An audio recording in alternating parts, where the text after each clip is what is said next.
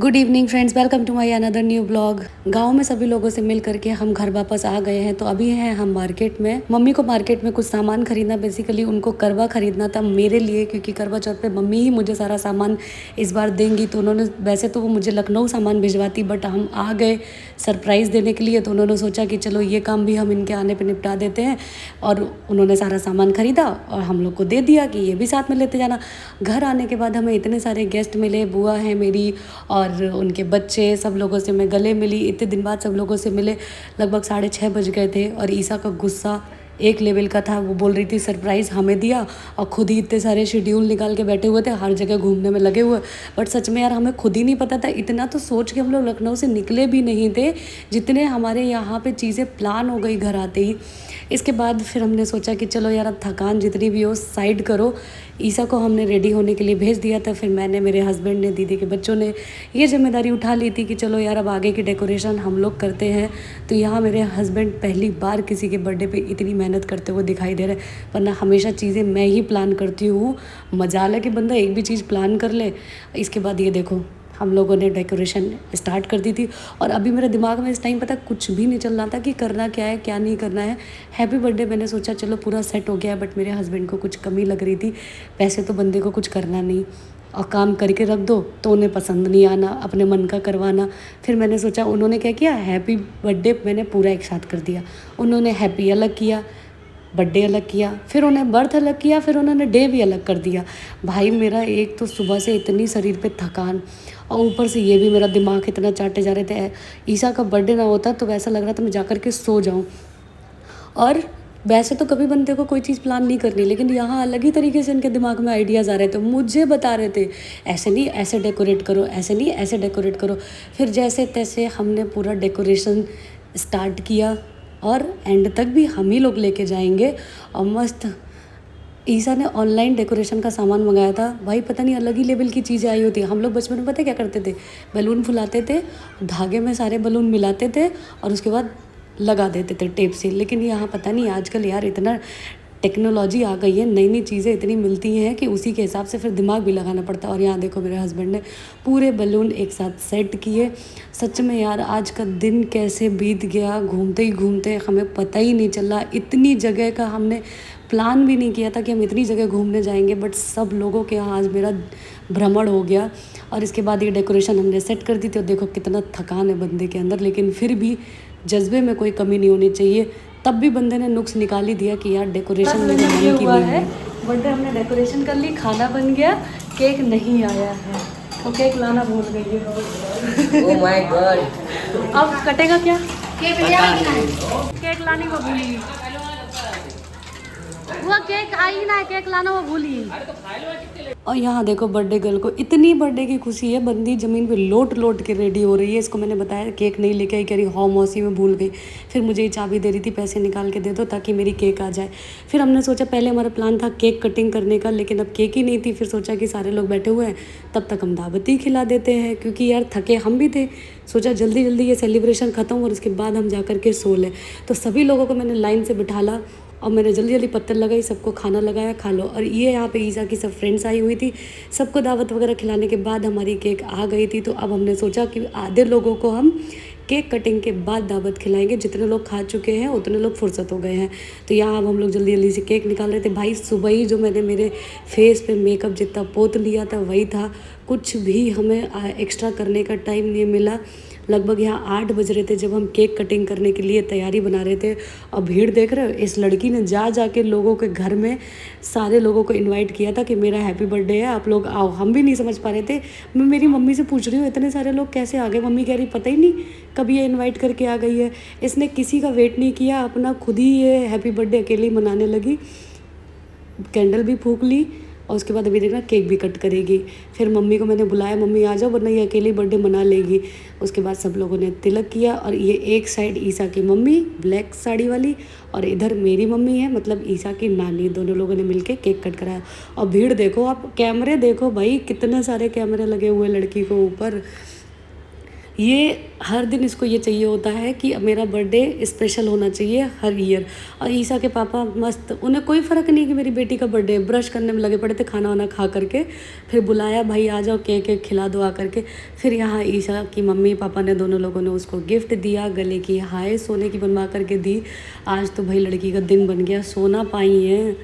क्या बात है यार, सच में यार हम लोगों का बर्थडे होता था जब हम बचपन अपना जी रहे थे तो मम्मी मिठाई भी कटवा देती थी ना, वो भी सोचते थे बहुत बड़ी चीज़ है। केक तो देखने को ही नहीं मिलती थी, केक हमारे यहाँ ना सिर्फ बेटों की कटाई जाती थी। बेटियों को सोचते थे कि ठीक है यार मिठाई विठाई मंगा लो, पेड़े वेड़े मंगा लो, बस खुश हो जाएंगी। और वो पेड़े ही एक दूसरे के ऊपर रख देते थे, हम उतने ही काट लेते थे, लगता था हमारा हैप्पी बर्थडे हो गया है। तो यहाँ सब लोगों ने खूब अच्छे से एंजॉय किया, बर्थडे अच्छे से मनाया। और सारे लोगों को, इतने लोग को इनवाइट करके आई थी सब लोगों ने इतने सारे पैसे दिए थे, उन्हीं को देख देख के खुश थी, मुझे बता रही थी। तो यहाँ मैंने तिलक किया, फिर मेरे हस्बैंड ने सोचा कि शायद मुझे भी तिलक करना होगा, तो देखो खुद भी तिलक किए, केक खिलाया। फिर ईसा को मैंने गिफ्ट दिया, और गिफ्ट मेरा सबसे महंगा गिफ्ट था, देखिएगा आप लोग, मज़ा आ जाएगा देख करके। ये खाली बॉक्स है क्योंकि मैं ईसा को थोड़ा सा परेशान कर रही थी।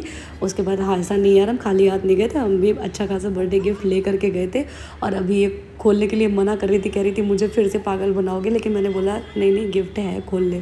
फिर मैंने मेरे हस्बैंड को बोला तुम ही गिफ्ट दो, क्योंकि तुम इतने मन से उसके लिए गिफ्ट ले करके आए हो। फिर दिया।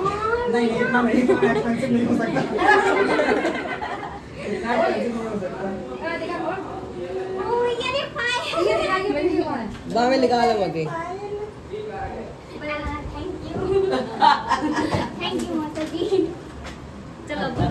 फिर यहाँ भाई हम लोगों की तो फ़ोटो शोटो हो गई, वीडियो भी हो गया। फिर हमने बोला जल्दी जल्दी बाकी सब लोग कर लो, क्योंकि अभी सबका खाना खिलाना बाकी है। और ये देखो हमारी किट्टू, ईसा की छोटी बहन, गिफ्ट लेकर के आई थी। इतना बड़ा गिफ्ट शायद ही किसी ने दिया हो। ईसा तेरा बर्थडे गिफ्ट, जब तुम गुस्सा हो जाओ इसी के अंदर बैठ जाना। बेचारी गिफ्ट तो ले आई थी, देने में खुद ही उसको शर्म आ रही थी गिफ्ट दे या ना दे। फिर हमने बोला नहीं नहीं लेकर के जाओ भाई, इसका भी फ़ोटो होना ज़रूरी है। और देखो ये हैं दोनों बहनें, एक छोटी एक बड़ी। और इसके बाद हम लोगों का वो टाइम आ गया था जहाँ केक तो कट चुकी थी, लेकिन अब इतने सारे लोग थे तो हमने सोचा कि चलो सब लोगों को केक भी डिस्ट्रीब्यूट करा देते हैं। तो ये मेरी बुआ जी की बेटी है जिन्होंने केक सबको दिया। अब फिर यार एक लोचा हो गया, इतना हमने सोचा नहीं था जितने लोग आ गए। फिर हमारे यहाँ पूड़ियाँ लगभग ख़त्म होने वाली थी। फिर एंड में मैंने ही गैस जलाई, चेंज वेंज में कर चुकी थी। फिर सोचा चलो जल्दी जल्दी दीदी और मैं मिल कर के पूड़ी बना लेते, क्योंकि काफ़ी लोग खाना खाने में लगे हुए थे।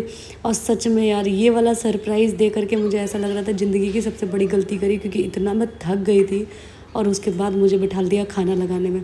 तो यहाँ ये ईसा की फ्रेंड्स हैं जिनको खाना लगा दिया था, ये लोग भी बैठ करके खाना खा रही थी। और देखो मैं यहाँ बैठ करके पूड़ियाँ सेकने में लगी हुई हूँ। भाई मैं घर में रहूँ चाहे कहीं भी रहूँ, किचन में मेरा जाना तो बनता ही है। यहाँ ईसा मेरे पति से बोल रही थी कि चलो मौसा जी आप सब लोगों को पानी सर्व कर दो। भाई काम कराते कराते मेरे से तो कराया, मेरे हस्बैंड को भी बेचारे को नहीं छोड़ा, उनसे भी ये लोग पानी सर्व करवा रही थी। लेकिन मैंने मना कर दिया, भाई ससुराल में हो ये सब मत करो, अभी तो कुछ लोगों को पानी पिलाओगे, फिर ये इतने दोस्त हैं ये लोग सभी में पानी पिलवाना शुरू कर देंगे। यहाँ किट्टू अपनी समस्याएँ बता रही हैं।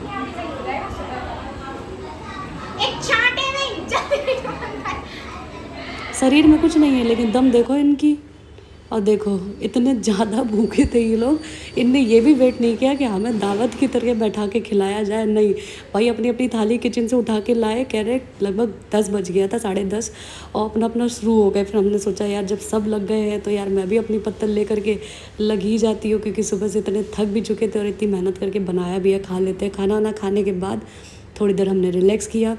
उसके बाद हम लोग आज अपने भोगांव में ही थे।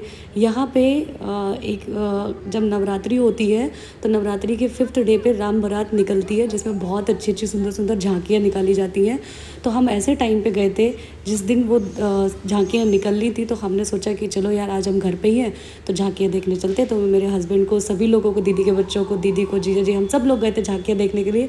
तो मैं मेरे हस्बैंड को यहाँ पे ये चीज़ बता रही थी कि जब हम बहुत छोटे छोटे थे तब हम ऐसे ही छत पे लोगों के घर में घुस करके जा करके झांकियाँ देखा करते थे। और भाई 4-5 घंटे तक ऐसे ही बैठे रहते थे जब तक सारी झांकियाँ नहीं देख लेते थे। मजा लगे कि हमें वहाँ से कोई हिला ले, घर ही नहीं आते थे। और देखो कितनी भीड़ यहाँ पे दिखेगी भयंकर तरीके से। और यहाँ देखो ये तक सुंदर सा टेडी बियर था। फिर फिर यहाँ मुझे ये बलून बहुत अच्छा लग रहा था, मैंने बोला कि ये बलून मैं ख़रीद लूँ, घर लेकर के चलूँगी। बट सारे लोग मेरे ऊपर चिल्ला पड़े, बच्ची थोड़ी ना हो यार, ऐसा थोड़ी ना होता है, कोई चीज़ पसंद आ जाए तो सिर्फ बच्चे ही खेल सकते हैं, घर में रख भी तो सकते हैं। और ये देखो इतनी गजब की कुड़कुड़ी बजा रहे हैं। सबसे पहली झांकी हमें दर्शन हुए गणपति बप्पा के, इसके बाद शिव जी एंड पार्वती के, फिर उसके बाद तो यार इतनी सारी झांकियाँ थी। मेरे शॉर्ट वीडियोज़ में आप लोग को देखने के लिए मिलेगा, लॉन्ग में मैं इतनी कवर नहीं कर पाई हूँ क्योंकि इतनी ज़्यादा भीड़ थी ना कि यार वीडियोज़ बनाने में बड़ा दिक्कत हो रही है। यहाँ हमें रिंकी दीदी, मतलब मेरी बुआ की बेटी, बहुत सारे लोग मिल गए। और ये देखो इतना सुंदर ये लड़कियाँ दो डांस कर रही थी, गजब का। लड़कियाँ सिर्फ कहने के लिए थे वो लड़के भाई लड़कियों के गेटअप में। यहाँ हमने 2 डोरेमोन ख़रीदे, 2 घर में बच्चे हैं उनके लिए। फिर उसके बाद हमें दिख गया पान, और जब पान दिख जाए तो उसकी खुशबू से ही हम लोग चले जाते हैं। हम सब ने पान खाया, झांकी वाकी देख करके हम लोग घर वापस आ गए। घर आते ही मम्मी ने इतने सारे बर्तन फैला लिए धुलने के लिए। किचन मम्मी ऑलमोस्ट साफ़ कर चुकी थी पूरी तरीके से, क्योंकि मम्मी झांकियाँ देखने कभी जाती नहीं है। बर्तन धुल के हम लोग सो चुके थे। तो अभी है मॉर्निंग का टाइम, लगभग 6 बज रहे हैं। मैं जग गई हूँ क्योंकि मुझे आज लखनऊ निकलना है, और ईसा किट्टू दोनों सोने में लगी है। दीदी यहाँ सफाई में लग गई है। इसके बाद मैं पूरी तरीके से रेडी हो गई हूँ। दीदी और मम्मी मिल करके मेरा करवा चौथ का सामान पैक कर रही है। ये करवा जो मम्मी ख़रीद के लाई थी, तो मम्मी मुझे यहीं पर दे रही थी। मेरे हस्बैंड मुझे बोल रहे थे हम ऐसे नहीं लेके जाएंगे, आप लखनऊ इसे भेजिएगा। तो मम्मी कह रही थी अब मैं ले आई हूँ तो प्लीज़ यहीं से ले लो, और अब हमें नहीं जाना पड़ेगा। सबसे बड़ी चालूबंदी तो मेरी मम्मी ने दिखाई, एक ही बार में 2 काम कर दिए। अब उन्हें किराया खर्च करके किसी को भेजना नहीं पड़ेगा, बस एक करवा में उन्होंने काम चला दिया। मैं यहाँ मम्मी से बोल रही थी कि चलो मुझे पैसे भी दो, कम से कम 5-6 हज़ार रुपये तो खाली करो, बेटों को तो इतना देती रहती हो। मैं मम्मी से बोल रही थी कि मेरी अभी साड़ी बाकी है, तो मम्मी कह रही साड़ियाँ मैंने ख़रीद के रखी है, तू ले जा कोई भी।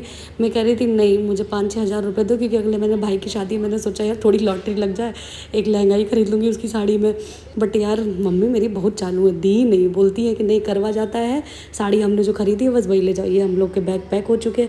आए 1 दिन के लिए थे, लेकिन सच में काम हम 10 दिन के बराबर का करके जा रहे हैं, क्योंकि इतनी जगह घूम के जा रहे हैं। यहाँ भाई अपना चार्जर रख लूँ, आईफोन का चार्जर है, रह गया ना तो 4-5 हज़ार रुपये ऐसे लग जाएंगे।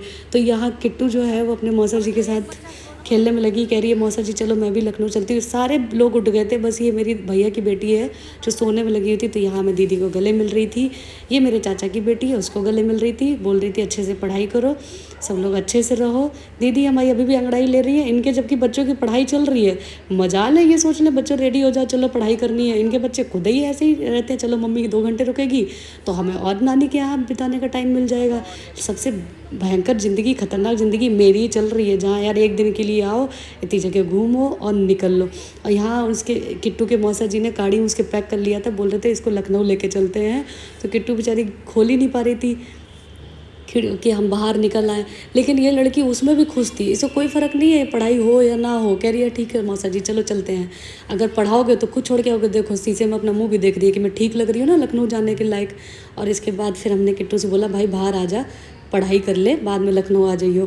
कह रही है ठीक है मौसी अब तुमने बोला है तो पढ़ाई कर लेते हैं। इसके बाद अब हम जा रहे थे वापस लखनऊ, क्योंकि मुझे घर पहुँचते ही, घर तो पहुंचूंगी नहीं यार, सीधा हॉस्पिटल ही उतरूंगी जा कर के, घर तो पहुंचूंगी सीधा रात को 8-9 घंटे ड्यूटी करूंगी जा कर के, तब मैं कहीं घर पहुंचूंगी। तो यहाँ मैं सब लोगों को बाय बाय बोल रही थी, मेरे हस्बैंड ने भी सबको बाय बोला। और अब हम जा रहे थे वापस।